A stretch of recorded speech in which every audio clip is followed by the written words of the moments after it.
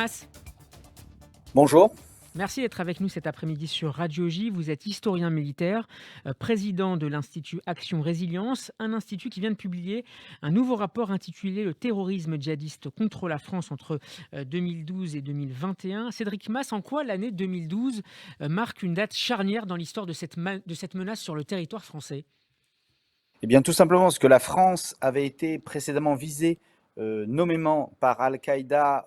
Souvenez-vous, c'était après la publication d'une première loi interdisant le voile dans certains lieux publics et la publication des caricatures par la Norvège, le Danemark et la France. Et à cette époque, Al-Qaïda avait formulé des menaces très claires qui ne s'étaient jamais réalisées. Un seul attentat à Islamabad contre l'ambassade du Danemark, mais sinon aucune matérialisation. Et là, en mars 2012, nous nous en souvenons tous, les attaques de Mohamed Merah marquent la À Toulouse. matérialisation, la cristallisation, exactement à Toulouse et Montauban, à la fois contre des cibles militaires, mais également contre la communauté juive qui avait été très très durement frappée à cette époque. Et donc ça, c'est le début. Il ne faut pas oublier que l'exemple de Mohamed Merah va être à la fois utilisé pour justifier d'autres attaques dans les années qui vont suivre, mais même pour justifier les projets d'attaque qui vont être montés par l'État islamique, notamment en 2015.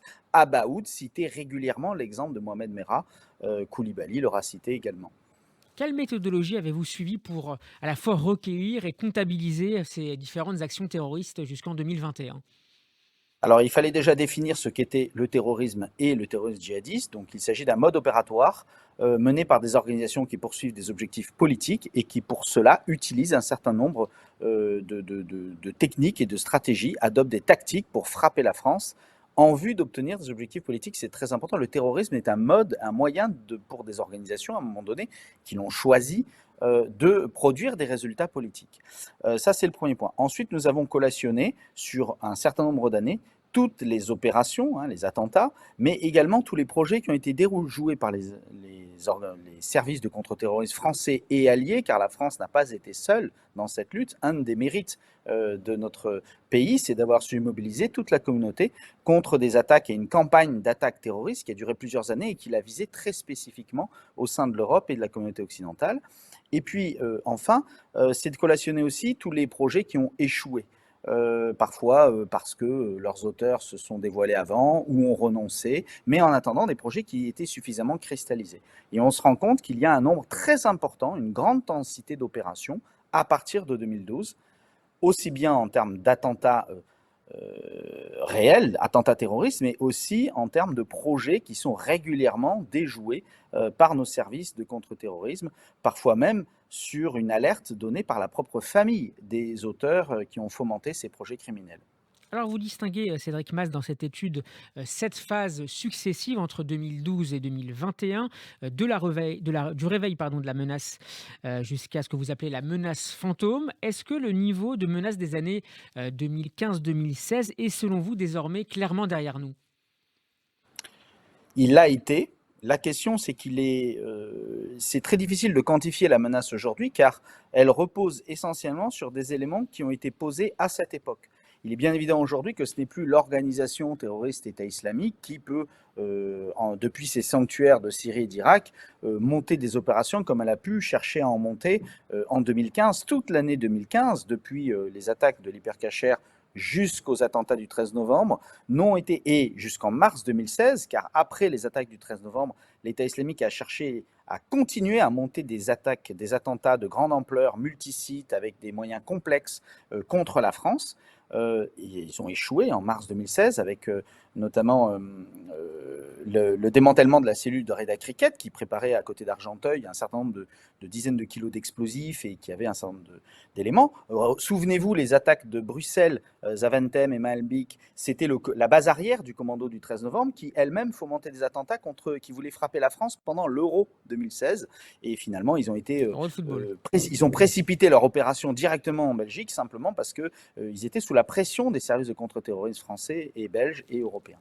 Donc, Autrement dit, on Cédric a Mas, la nature de la menace est-elle, finalement très dépendante de la situation sur le plan international et notamment de ces organisations terroristes? Alors, oui et non, c'est justement ce que je voulais vous dire. C'est aujourd'hui, nous identifions une menace fantôme, c'est-à-dire qu'une menace qui est là, sous-jacente, et invisible mais qui demeure et qui va se matérialiser en fonction d'un certain nombre d'éléments. Aujourd'hui, par rapport à cette époque, nous avons à la fois la menace toujours de cellules qui souhaitent fomenter des attentats criminels, mais complexes, avec une préparation et des modes opératoires, des armes à feu, des bombes, des véhicules piégés, qui sont aujourd'hui bien maîtrisés et malheureusement classiques au sein des attaques terroristes. Mais vous avez aussi le basculement d'individus, parfois pour des raisons qui tiennent à des affections psychiatriques ou au retour dans l'actualité d'un certain nombre de choses, et là qui vont se saisir d'un couteau, d'un véhicule pour foncer dans la foule, au nom toujours de ces projets-là. Donc on a une menace qui est multiniveau, et donc qui est très difficile à parer, et qui nécessite surtout la mobilisation permanente à la fois de nos services de contre-terrorisme, mais aussi de toute la population, car nous sommes tous concernés par cette menace, et nous devons tous, justement, comme ça a été dit très pertinemment juste avant, ils cherchent à nous diviser, donc il est important aujourd'hui de nous réunir. Je vous rappelle quand même que sur les 4 opérations djihadistes après la nouvelle publication, les 5 même que nous avons identifiées à l'automne 2020, après la publication nouvelle des caricatures au sein de Charlie Hebdo et l'ouverture du procès des attaques de janvier 2015 à Charlie Hebdo, à l'Hypercacher et à Montrouge, eh bien, après cette ouverture-là, il y a eu une ravivement de la menace avec des passages à l'acte individuels dont plus de la moitié ont été déjoués, notamment parce que les proches eux-mêmes ont averti les services de police que leur fils, leur frère avait pris un couteau, un Coran et avait annoncé qu'il allait poignarder dans la rue aveuglément des gens parce qu'il ne supportait plus que la communauté, la Oumma, imaginaire, fantasmée par les djihadistes, soit menacée par la France. Ça, c'est très important de bien voir que ça nous mobilise en permanence. C'est une mobilisation permanente, pas seulement de la police. Un des grands succès de la France, c'est à la fois d'avoir pu améliorer l'efficacité de ces services de contre-terrorisme, qui font qu'aujourd'hui, il va être de plus en plus difficile pour les organisations clandestines de monter des opérations complexes comme elles ont pu le monter début 2015 notamment. Les attaques du 13 novembre sont déjà des attaques qui n'ont pu se réaliser que parce qu'il y a eu une succession assez miraculeuse, extraordinaire de ratés d'un certain nombre de services de renseignement. Mais la France a aussi réussi à frapper les organisations terroristes djihadistes dans leur sanctuaire. Il faut mettre fin à ce discours qui est de dire c'est parce qu'on a frappé l'État islamique qui nous a frappé. C'est faux. C'est grâce, et on le voit bien, la densité des attaques et des projets d'attentats terroristes de l'État islamique s'est réduite au fur et à mesure qu'il y avait la pression sur Mossoul d'abord, je vous le rappelle, puis ensuite avec la chute de Raqqa, et dans l'intervalle avec la En Irak destruction des cellules et en djihadistes Syrie. de Rachid Kassim, etc., en Irak et en Syrie par exemple. Et donc il ne faut pas baisser la garde par rapport à ça. Mais enfin, il y a Cédric eu un Mass, énorme effort, oui, bien sûr, est-ce que Al-Qaïda de... et l'État islamique considèrent toujours la France comme l'un de leurs principaux ennemis? Alors, l'État islamique, c'est évident. Al-Qaïda n'a jamais réellement considéré la France comme un de ses principaux ennemis, à part à l'époque des caricatures. C'est-à-dire que la menace d'Al-Qaïda est quand même beaucoup plus ciblée. Et d'ailleurs, vous avez des échanges un peu avant sa mort d'Oussama Ben Laden avec certains de ses responsables, où ces responsables disaient nous avons menacé la France, nous ne pouvons pas la frapper. Et Oussama Ben Laden disait souvenez-vous, l'ennemi prioritaire d'Al-Qaïda, ce sont les États-Unis, ce n'est pas la France. En revanche, pour l'État islamique, c'est très intéressant de noter que non seulement depuis le septembre 2014, ils ont ciblé la France au même niveau que les États-Unis. Et en réalité, la France est parmi les pays occidentaux d'Europe celui qui a été le plus touché dans des proportions extraordinaires. Nous avons dénombré 54 attentats djihadistes entre 2012 et 2021 sur 102 en Europe. C'est-à-dire que nous avons bien plus de la moitié des attaques terroristes djihadistes en Europe qui se sont déroulées contre des Français ou sur le sol français.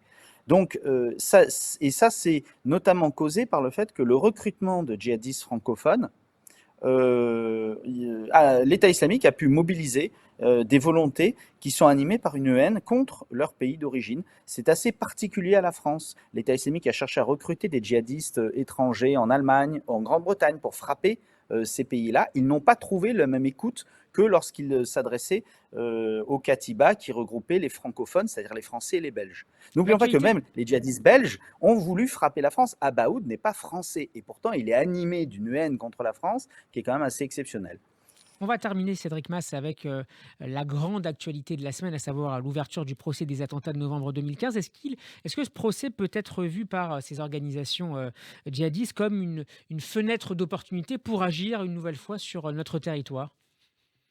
Malheureusement, à chaque fois que nous avons le retour sur le devant de l'actualité des thématiques djihadistes ou de leurs actions passées, ça peut amener des individus à nouveau passer à l'acte. Je vous rappelle que les attaques contre les anciens locaux de Charlie Hebdo, puis à Nice, c'était suite à l'ouverture du procès en début septembre 2020 des attaques de Charlie Hebdo et de Montrouge et de l'Hypercacher.